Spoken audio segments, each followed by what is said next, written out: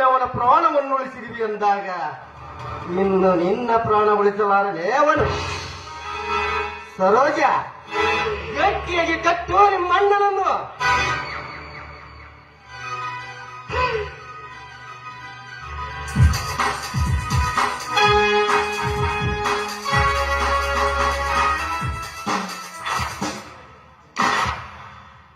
ಶಬ್ಬಾಷ್ ಸರೋಜ, ಶಬ್ಬಾಷ್. ಕರ್ತವ್ಯ ನಿಷ್ಠೆ ಎಂದರೆ ಹೀಗಿರಬೇಕು.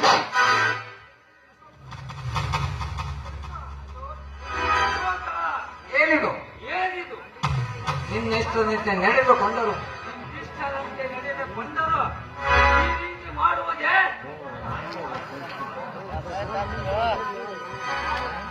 ಅಶೋಕ, ನಿನ್ನಿಷ್ಟದಂತೆ ನಡೆದುಕೊಂಡರು ಈ ರೀತಿ ಮಾಡುವುದೇ? ಸಾರಿ ಮೈ ಫ್ರೆಂಡ್, ಒಬ್ಬರಿಗೊಂದು ಮತ್ತೊಬ್ಬರಿಗೊಂದು ಮಾಡಿ ನನಗೆ ಅಭ್ಯಾಸವಿಲ್ಲ. ನಿನ್ನನ್ನು ಕಟ್ಟಿ ಇವಳನ್ನು ಹಾಗೆ ಬಿಟ್ಟರೆ ಅನ್ಯಾಯ ಮಾಡಿದಂತಾಗದಿಲ್ಲವೇ? ನೀನೇನು ಭಯಪಡಬೇಡ, ಇವಳು ನಿನ್ನ ಜೊತೆಯಲ್ಲೇ ಇರ್ತಾಳೆ.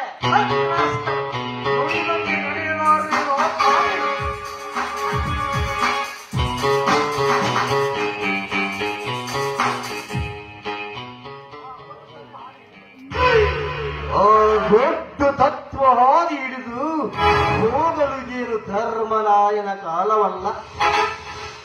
ಅರವಿಂದ್, ನಾನು ಕಿಲಾಡಿ ಎಂದರೆ ನನಗಿಂತಲೂ ಪಕ್ಕ ಕಿಲಾಡಿಯಾಗಿ ಈ ಕಾರ್ಯವನ್ನು ನಿಭಾಯಿಸಿದೆಯಲ್ಲ.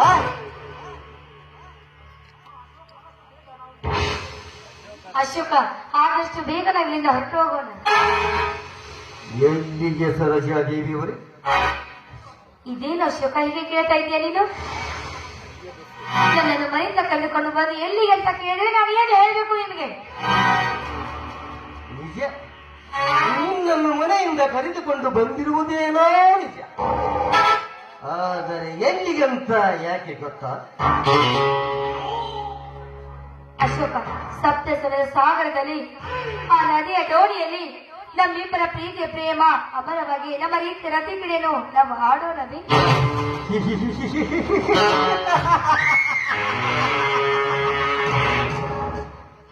ಅಲ್ಲ, ಸಮಯ ಸಾಧಿಸಿ ಒಂದಿಲ್ಲ ಒಂದು ದಿನ ನಿನ್ನನ್ನು ಯಮಲೋಕಕ್ಕೆ ರಮಣಿಸಬೇಕು ಎಂದು. Ashoka, my darling, this is 100% sure. Ashoka, ನೀನೇ ನನಗೆ ಚೇಷ್ಟೆ ಮಾಡ್ತಾ ಇದೀಯಾ? ಇದುವರೆಗೂ ಅದನ್ನೇ ಮಾಡಿದ್ದಾಗಿದೆಯಲ್ಲ ಸರೋಜಾ. ಹಾಗಾದ್ರೆ ಇದುವರೆಗೂ ನೀವು ಹೇಳುವ ಕಾಳನ್ನು ನಾನು ಮುಗಿಸಿಬಿಟ್ಟಿದ್ದೇನೆ. ಅದು ಕೂಡ ಈಗಾಗಲೇ ತಮ್ಮ ಅನುಭವಕ್ಕೆ ಬಂದ ಮಾತಾಗಿದೆ. ನಿನಗಾಗಿ ನಾನು ಮಾಡಬಾರದ ಕಾರ್ಯವನ್ನು ಮಾಡಿದೆ. ನನ್ನನ್ನು ಮನೆ ಬಿಟ್ಟು ಹೊರಗಾಕಿದೆ. ನನ್ನ ಅತ್ತೆಯರಿಗೆ ಸಂಬಂಧ ವರ್ಷ ಅವರನ್ನು ಕೂಡ ಹೊರಗಾಕಿದೆ. ನನ್ನನ್ನು ಕೊಲೆ ಮಾಡಲು ಹೊರಟಿದೆ ಪಾಪಿ ನಾನು. ಯಾಕೆ ಅಷ್ಟಪ್ಪ ನನಗೆ ಇರ್ತೀವಿ ಮಾತಾಡ್ತಿರುವೆ ನೀನು? ನನಗಾಗಿ ನೀನು ಏನು ನೋಡಿದರದು ಕೇವಲ ನಿನ್ನ ಕಾಮ ತೃಪ್ತಿಗೋಸ್ಕರವೇ ಹೊರತು ಬೇರೆ ಯಾವುದಕ್ಕೂ ಅಲ್ಲ. ಎಲೆ ಹಾದಿ ಬಿಟ್ಟ ಹಾದರದ ಹೆಣ್ಣೆ, ಹರೆಯದ ಹುಚ್ಚಿನಲ್ಲಿ ಇಚ್ಛ ಬಂದಂತೆ ಪರಪುರುಷರನ್ನು ಮೆಚ್ಚೆ ನೋಡುವವರ ಕಣ್ಣು ಮುಚ್ಚಿ ಬೆಚ್ಚನೆ ನಿನ್ನ ಕಾಮದಾಹವನ್ನು ತೀರಿಸಿಕೊಳ್ಳುವುದಾಚೆಗೆ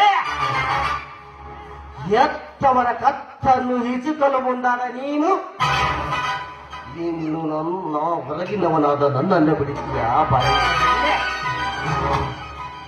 ಅಂತೆಯ ನಿನ್ನಂತ ಮತಿ ಇಲ್ಲದ ಮಹಿಳೆಯರ ಮನವನ್ನು ಅರಿಯದೆ ಮನಸ್ಸೊಟ್ಟು ಬೆಂಬತ್ತಿ ತಿರುಗುತ್ತಿದೆ ಇಂದಿನ ಗಂಡು ಸಮಾಜ.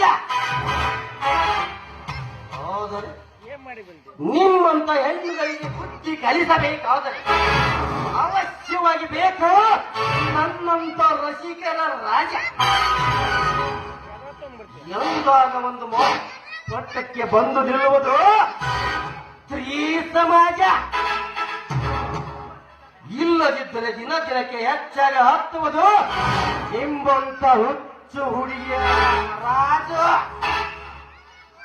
ಅದೆಷ್ಟು ಸುಂದರವಾದ ಸುಕನ್ಯೆಯರು ನೀತಿವಂತರ ನಿಲಯದಲ್ಲಿ ಜನಿಸಿ ನ್ಯಾಯ ಅನ್ಯಾಯವನ್ನು ಬದಗಿರಿಸಿ ಕ್ಷಣಿಕ ಸುಖಕ್ಕೋಸ್ಕರ ಮನೆಯ ಮಂದಿಯ ಮೊನದಲ್ಲಿಯೇ ವಿಷಯ ಖುಷಿಯಿಂದ ಕುಣಿದಾಡುತ್ತಾರಲ್ಲದೆ ಮತ್ತೆ ಸಂಘ ಮಾಡಿದ ಸರದಾರನು ಇಂಗು ತಿನಿಸಿದನೆಂದ ರಂಡೆಯಾಗುವರೆಂಬ ಭಯದಿಂದ ಒಂದು ಬಳಗದವರಲ್ಲಿ ಬೆಂಕಿ ಹಚ್ಚಿ ಸೊಂಕವಿಲ್ಲದೆ ತೊರಗುತ್ತಾರೆ ಎಷ್ಟೋ ಮುದ್ದು ಕಣ್ಣೀರು. ಇದೇ ರೀತಿ ಸಾವಿರಾರು ಸಮಸ್ಯೆಯ ಸೆಳೆತಕ್ಕೆ ಸಿಕ್ಕು ಲೆಕ್ಕವಿಲ್ಲದಷ್ಟು ತರುಣಿಯರು ಸುರುಳು ಎಂಬ ಪಟ್ಟ ಪಡೆದುಕೊಳ್ಳುತ್ತಾರಲ್ಲದೆ ಮತ್ತೆ ಅದೇ ಸಮಾಜ ಇವರನ್ನು ತಿರಸ್ಕರಿಸ ಹತ್ತಿದೆ ಎಂದಾಗ ಬೇರೆ ದಾರಿ ಕಾಣದೆ ದೂರದೊಂದು ಪಟ್ಟಣವ ಸೇರಿ ಆಗ ರಂಗಿನಲ್ಲಿ ಗೆಜ್ಜೆ ಕಟ್ಟಿಕೊಂಡು ಹೆಜ್ಜೆ ಹಾಕುತ್ತಾ ವೇಸಿಗರೆಂಬ ಹೆಸರಿಟ್ಟುಕೊಂಡು ಹೇಸಿ ಜೀವನ ನಡೆಸುತ್ತಾರೆ.